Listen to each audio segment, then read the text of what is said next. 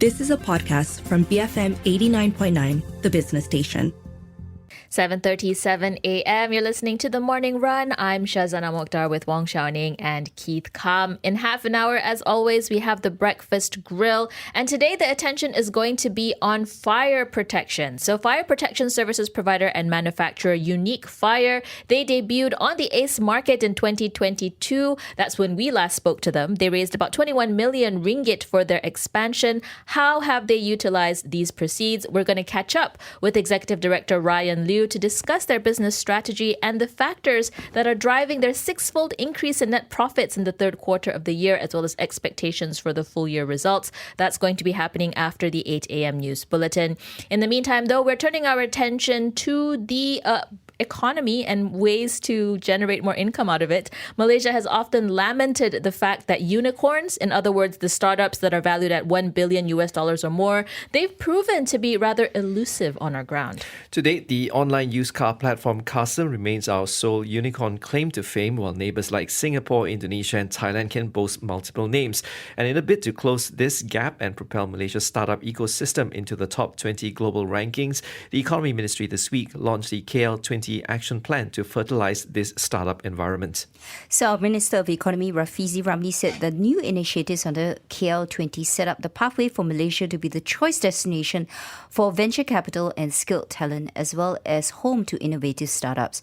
But of course, the question is, does the plan go far enough to address the shortcomings that startups face in Malaysia, and which initiatives might actually move the needle the most? For some initial reactions to the KL20 Action Plan, we have on the line with us Dr. Carmelo Ferlito, the CEO at the Centre for Market Education. Carmelo, good morning. Thanks as always for joining us. Let's start off with maybe getting a diagnosis of the problems that Malaysian startups face. What do you see as the major gaps in the present startup ecosystem that need to be bridged for Malaysia to actually be propelled into the top 20 ranks of ecosystem startups?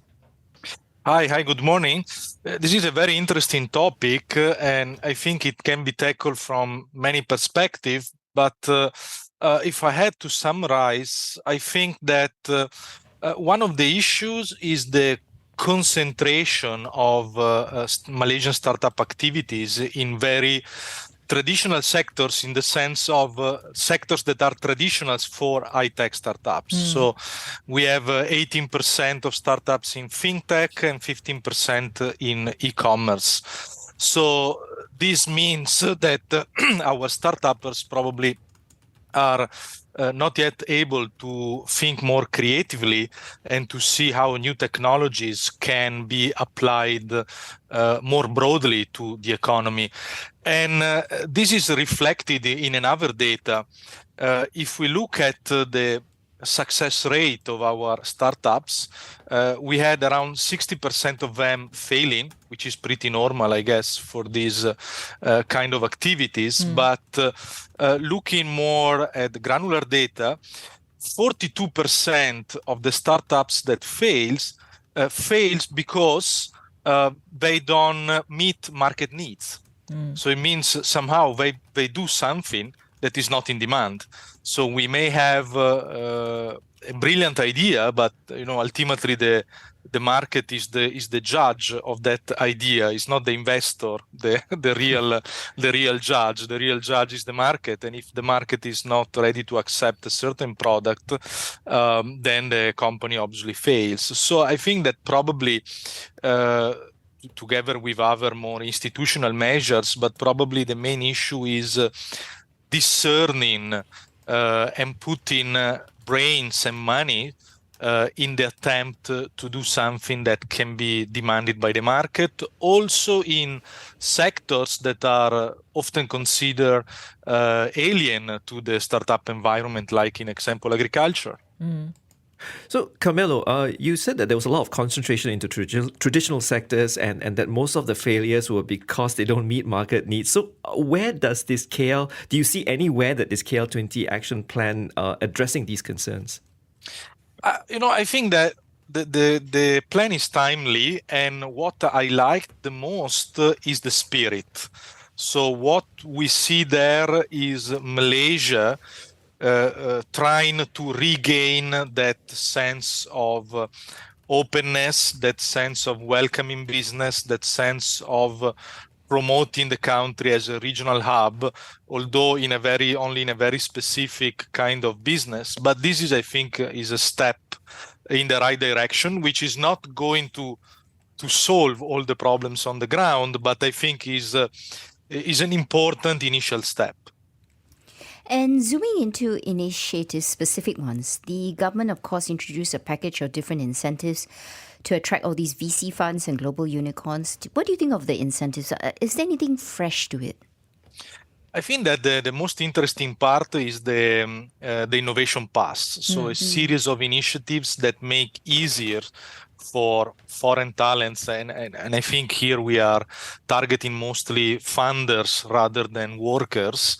So to make for them easier to come into Malaysia and set up a business, make it more easy also for their families to adapt, to get the possibility to find a community and to enjoy the life, in Malaysia. So I think these are important steps. Although I think what is missing in order to make these measures more effective, is to consider that startup environment or ecosystem cannot be taken in isolation.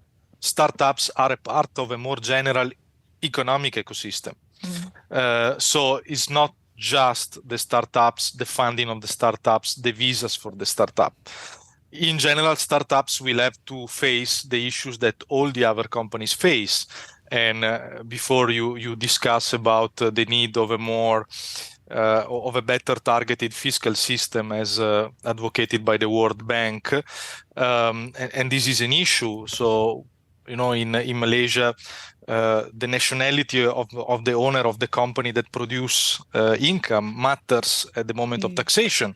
Then there are issues like e-invoicing, or issues like having access also to unskilled workers. Even if you have a startup, you still need a cleaner to clean your office. So a startup environment is not in isolation. That's the message that I want to send. It needs to be put in the context of the general regulations that surround the Malaysian economy.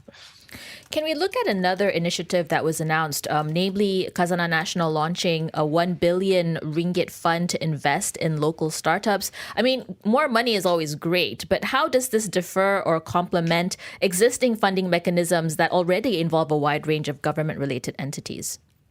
Indeed, as you mentioned, this is adding on to existing funds, but I think we should move different steps rather than thinking only about funding, which is obviously important.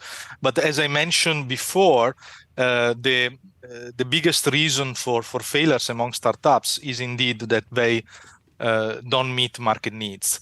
How do we support them, not only financially, but mostly in discerning what to do, or in having better access to the market? Because one thing is to have the funds, one thing is to invent a product, to develop a product, one thing is to bring that product to the market, which is a totally different story. So I think probably where we need a higher degree of discernment and intervention is at this stage, the moment of reaching the market and making these ideas meet in the market. Carmelo, how do we compare in terms of that startup environment, especially now with this KL20 Action Plan, versus the likes of Indonesia and Singapore, which have been, I would say, honestly, more successful in launching unicorns at the end of the day? Well, I think that in those countries, probably the two main differences are the availability of capital, in the sense of having a market of wealthy people there. This is one point, or a very big domestic market, like in the case of Indonesia, and a certain risk-taking mentality from investors. But on this point, I think we need again to move in a different direction, in the sense that we keep on discussing about unicorns, but in the market, there are new animals. There are the centaurus now, no? So to remain in the mythological sphere.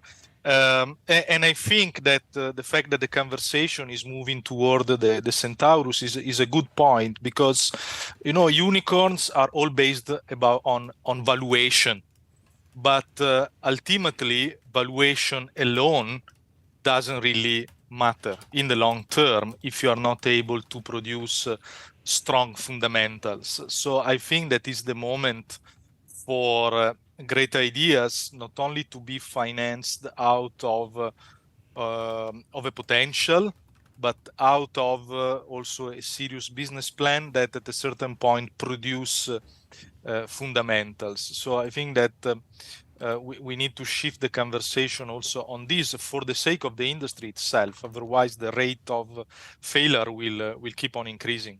Carmelo, thank you so much for speaking with us. That was Dr. Carmelo Ferlito, CEO at the Center for Market Education, giving us his reactions to the KL20 Action Plan that is being launched this week. I'm sure we'll have more discussions on this as more headlines come out from this strategy and also the ongoing event. 7:48 in the morning, we're going to head into some messages, but we will come back to discuss policy initiatives needed to foster the silver-haired workforce of the future. Stay tuned, BFM 89.9.